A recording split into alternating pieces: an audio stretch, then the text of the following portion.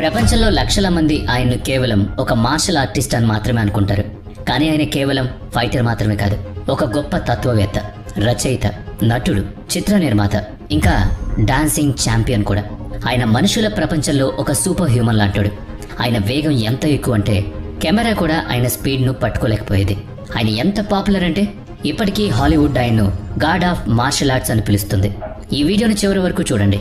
ఈ రోజు మీరు బ్రూస్ లీ జీవితానికి సంబంధించిన 35 విషయాలను తెలుసుకోబోతున్నారు. నెంబర్ 1, బ్రూస్ లీ తల్లిదండ్రులు అసలు చైనాకు చెందినవారు. కానీ వాళ్ళు 1930వ దశకం నుంచి హాంకాంగ్ లో ఉండేవారు. ఎందుకంటే అక్కడ వ్యాపారం మరియు ఉద్యోగ అవకాశాలు బాగుండేవి. బ్రూస్ లీ తండ్రి లీ హోయ్చెన్ ఒక చైనీస్ ఓపెన్ ఆర్టిస్ట్. హాంకాంగ్ లో ఆయన పని బాగా సాగుతుండేది. 1939లో ఆయన తన భార్యతో కలిసి ఒపెరా టూర్ కోసం అమెరికా వచ్చారు. అమెరికాలో వారు న్యూయార్క్ మరియు శాన్ ఫ్రాన్సిస్కో నగరాల్లో ప్రదర్శనలిచ్చారు. ఈ టూర్ సమయంలోనే 1940 నవంబర్ 27న అమెరికాలోని శాన్ ఫ్రాన్సిస్కో నగరంలో బ్రూస్ లీ పుట్టాడు. బ్రూస్ లీ పుట్టిన కొంతకాలానికి వారి కుటుంబం తిరిగి హాంకాంగ్ వెళ్లాల్సి వచ్చింది. అందుకే ఆయన పుట్టినప్పుడు ఆయన తల్లి ఆయనకు లీ జున్ ఫాన్ అని పేరు పెట్టారు. దాని అర్థం తిరిగి వచ్చేవాడు అని. తన కొడుకు ఏదో ఒక రోజు తిరిగి అమెరికా వచ్చి గొప్ప పేరు తీసుకుంటాడని ఆమె నమ్మకం. నెంబర్ 2, ఆయనకు బ్రూస్ అనే పేరు హాస్పిటల్లో ఒక నర్స్ పెట్టారు. అదే పేరు తర్వాత గుర్తింపుగా మారింది. నెంబర్ 3, చైనీస్ క్యాలెండర్ ప్రకారం ప్రతి సంవత్సరం ఒక జోడియాక్ జంతువుతో ముడిపడి ఉంటుంది. వీటన్నిటిలో డ్రాగన్ ను ఎంతో రహస్యమైందిగా మరియు దైవికమైందిగా భావిస్తారు. బ్రూస్ లీ జన్మించిన సంవత్సరం మెటల్ డ్రాగన్ ఇయర్. ఇది చాలా పవర్ఫుల్ అని నమ్ముతారు. కేవలం సంవత్సరమే కాదు, ఆయన పుట్టిన సమయం కూడా డ్రాగన్ అవర్, అంటే సాయంత్రం 6 గంటల నుంచి 8 గంటల మధ్య. ఇది చైనీస్ జ్యోతిష్యంలో చాలా మంచి సమయం అని నమ్ముతారు. ఆయన చైనీస్ పేరు వచ్చేసి లీ సియు లూంగ్, అంటే చిన్న డ్రాగన్ అనే అర్థం. నెంబర్ 4, బ్రూస్ లీ తల్లి గ్రేసో ఒక ధనవంతుల కుటుంబానికి చెందిన ఆమె. కానీ ఆమె తన తండ్రి తరపు నుంచి సగం జర్మన్. దీనివల్ల బ్రూస్ లీ తన చిన్నప్పుడు వర్ణ వివక్షతను ఎదుర్కోవాల్సి వచ్చింది. ఎందుకంటే ఆయన్ను పూర్తి స్థాయి చైనీస్ గా పరిగణించేవాళ్లు కాదు. నెంబర్ 5, నేను ముందు చెప్పినట్లు బ్రూస్ లీ తండ్రి ఒక చైనీస్ ఒపెరా ఆర్టిస్ట్. తన తండ్రి వల్ల బ్రూస్ లీకి చిన్నప్పటి నుంచే సినిమాలు మరియు స్టేజ్ మీద నటించడం అలవాటుగా మారింది. కేవలం 3 నెలల వయసులోనే బ్రూస్ లీ ఒక చైల్డ్ ఆర్టిస్ట్ గా తన మొదటి సినిమా చేశాడు. ఆ సినిమా పేరు గోల్డెన్ గేట్ గర్ల్. ఇది 1941లో అమెరికాలో విడుదలైంది. నంబర్ 6, బ్రూస్ లీ 6 సంవత్సరాల చిన్న వయసులోనే నటించడం మొదలుపెట్టాడు. ఇంకా 18 సంవత్సరాల వయసు వచ్చేసరికి 20 కంటే ఎక్కువ సినిమాలు చేశాడు. హాంకాంగ్ లో ఆయన్ను ఒక చాలా పెద్ద సెలబ్రిటీగా చూసేవాళ్ళు. ఇక నెంబర్ 7, 1942లో హాంకాంగ్ పై జపాన్ మరియు బ్రిటిష్ ఆధిపత్యం ఉండేది. అక్కడికి నిరంతరం శరణార్థులు వస్తూ ఉండడం వల్ల పెద్ద నగరాల్లో ముఠాలు పుట్టుకొచ్చాయి. బ్రూస్ లీ కూడా చాలా చిన్న వయసులోనే ఒక ముఠా నాయకుడు అయ్యాడు. ఆయన ముఠా పేరు the tigers of the junction street. Number 8, Bruce Lee యుక్త వయసులో హాంకాంగ్ ముఠాల అబ్బాయిలతో గొడవల్లో తలపడుతూ ఉండేవాడని చాలా సమాచారం ఉంది. 1950లో హాంకాంగ్ లో మార్షల్ ఆర్ట్స్ ప్రభావం చాలా ఎక్కువ. పోలీసుల జోక్యం ఉండకూడదని అబ్బాయిల మధ్య తరచుగా ఇంటి పైకప్పుల మీద గొడవలు చేసుకునేవారు. బ్రూస్ లీతో జరిగిన చాలా గొడవల్లో పోలీసులు మధ్యలో రావాల్సి వచ్చింది. నంబర్ 9, బ్రూస్ లీ చిన్ననాటి స్నేహితుడు విలియం ఒకసారి మాట్లాడుతూ బ్రూస్ లీ స్వభావం చిన్నప్పటి నుంచే చాలా చురుగ్గా మరియు భయం లేకుండా ఉండేదని చెప్పేవాడు. పాఠశాలల్లో మరియు వీధుల్లో రౌడీల్లా ప్రవర్తించే వారితో, గొడవల్లో ఆరితేరిన వాళ్లతో ఆయన తరచుగా గొడవ పడేవాడు. ఒకసారి బ్రూస్ లీ తన వయసున్న ఒక అబ్బాయికి సవాల్ విసిరి గొడవ పడ్డాడని, అందులో ఇద్దరికీ బాగా దెబ్బలు తగిలాయని విలియం చెప్పాడు.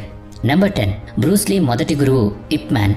మొదట్లో బ్రూస్ కు సీరియస్ ఫైటర్ అనుభవం లేదు, కానీ కొద్ది కాలంలోనే ఆయన మార్షల్ ఆర్ట్స్ లో పట్టు సాధించాడు. అంతేకాకుండా బ్రూస్ తనకంటే సీనియర్ విద్యార్థులను కూడా ఫైట్ లో ఓడించేవాడు. దీంతో సీనియర్ విద్యార్థులకు ఆయనపై అసూయ మొదలైంది.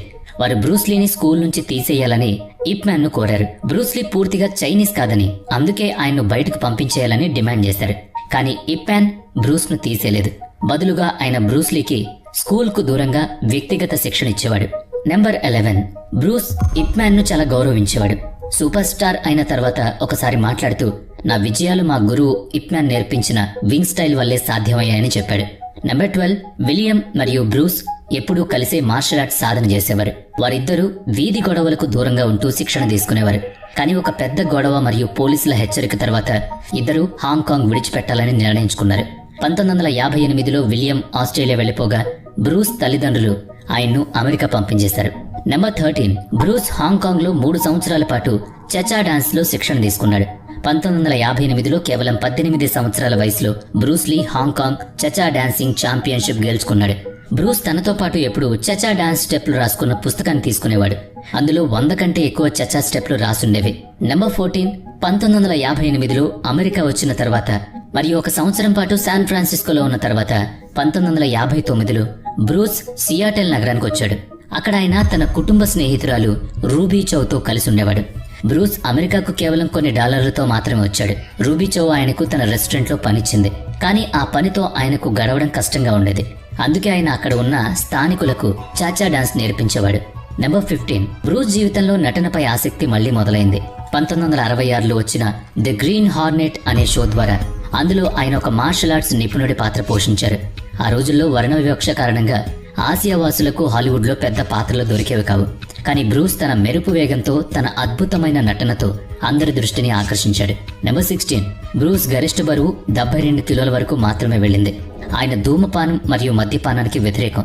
అలాగే తన ఆహార విషయంలో చాలా కఠినంగా ఉండేవాడు. సప్లిమెంట్స్ మరియు షేక్స్ ను తన ఆహారంలో భాగంగా చేసుకునేవాడు.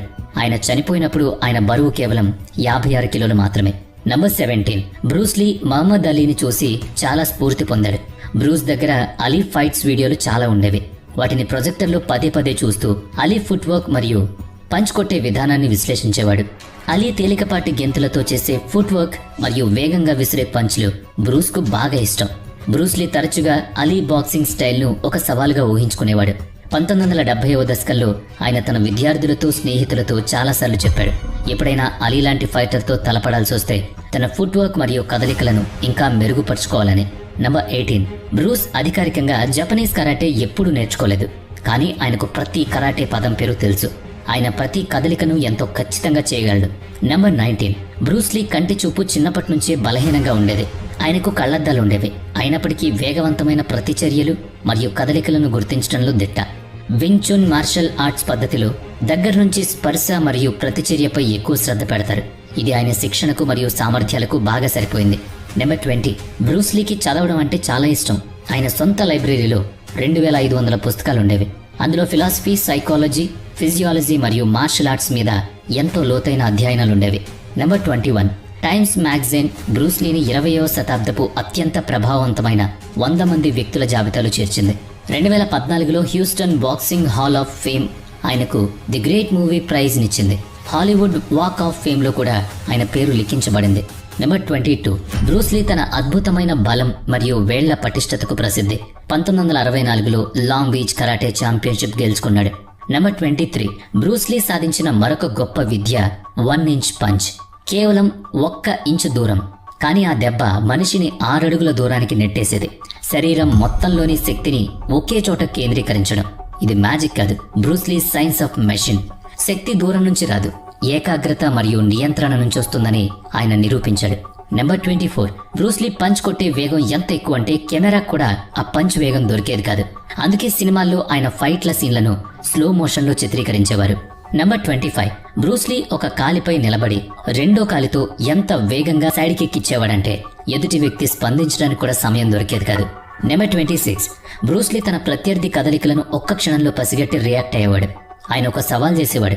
ఎదుటి వ్యక్తి అరచేతిలో నాణెం పెట్టి వారు చెయ్యి మూసేలోపే ఆ నాణాన్ని ఆయన తీసుకునేవాడు. నెంబర్ 27, బ్రూస్ లీకి ఉత్తరాలు రాయడం చాలా ఇష్టం. ఆయన తరచుగా తన తల్లి, స్నేహితులు, గురువు, భార్య మరియు తనకు తానే ఉత్తరాలు రాసుకునేవారు. 1969లో తనకు తాను ఒక ప్రసిద్ధ ఉత్తరం రాసుకున్నారు. దానికి మై డెఫినెట్ చీఫ్ ఎయిమ్ అని పేరు పెట్టుకున్నాడు. అందులో నేను హాలీవుడ్లో మొదట మరియు అతిపెద్ద చైనీస్ సూపర్ స్టార్ అవుతాను అని రాసుకున్నాడు. దీనికోసం నా అత్యుత్తమ ప్రదర్శనిస్తాను. 1980 నాటికి $10 మిలియన్ సంపాదిస్తానని రాసుకున్నాడు. ఈ ఉత్తరం ఆయన పట్టుదలకు నిదర్శనం. కానీ దురదృష్టవశాత్తు 4 సంవత్సరాల తర్వాత 1973లో చనిపోయాడు. నెంబర్ 28, కెమెరాలో తన చంకల చెమట కనిపించడం బ్రూస్ లీకి ఇష్టం ఉండేది కాదు. అందుకే ఆయన సర్జరీ ద్వారా తన చంకల్లోని స్వేద గ్రంథులను తీయించేసుకున్నాడు. ఆ రోజుల్లో హాలీవుడ్లో ఇది చాలా కొత్త పద్ధతి. Number 29, Jackie Chan Bruce Lee ఈ సినిమాల్లో స్టంట్ మ్యాన్ గా ఉండేవాడు. ఎంటర్ ది డ్రాగన్ సినిమాలో బ్రూస్ లీ పొరపాటున జాకీ చాన్ గాయపరిచాడు. తర్వాత నవ్వుతూ క్షమాపణ చెప్పాడు. జాకీ చాన్ బ్రూస్ లీని తన స్ఫూర్తిగా భావించాడు. ఆయన నాకు దేవుడితో సమానమని చెప్తాడు. నెంబర్ 30, బ్రూస్ లీ చెప్పిన ఒక ప్రసిద్ధ మాట, బీ వాటర్ మై ఫ్రెండ్. ఇది బ్రూస్ లీ జీవిత తత్వం.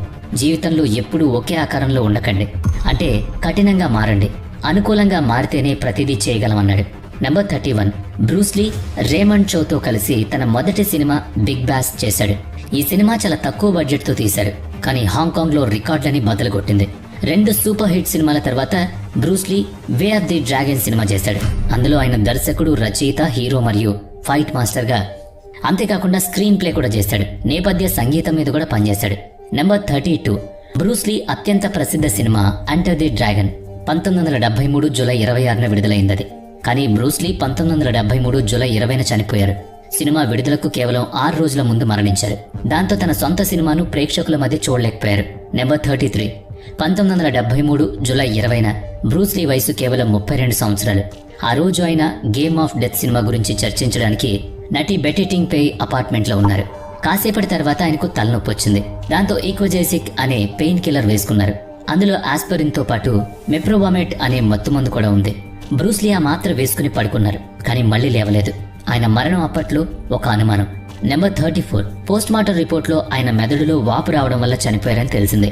ఈ వాపు ఆయన వేసుకున్న మందు రియాక్షన్ వల్ల వచ్చిందని తేల్చారు. దీనిపై చాలా కుట్ర సిద్ధాంతాలున్నాయి. కొందరు చైనీస్ మాఫియా ఆయన్ను చంపేసిందని అంటారు, కానీ అవన్నీ పుకార్లు మాత్రమే. నెంబర్ 35 బ్రూస్లీకు 2 పిల్లలు, కూతురు షానన్ లీ మరియు కొడుకు బ్రాండన్ లీ. బ్రాండన్ లీ కూడా నటనలో కెరీర్ మొదలుపెట్టాడు. కానీ దురదృష్టవశాత్తు 1993 మార్చి 31న ది క్రో సినిమా షూటింగ్ సమయంలో ఒక ప్రమాదం జరిగింది. షూటింగ్ గన్లో పొరపాటున నిజమైన లోహపు ముక్క ఉండిపోయింది. అది బ్రాండన్ ఛాతిలో గుచ్చుకోవడంతో ఆయన చనిపోయాడు.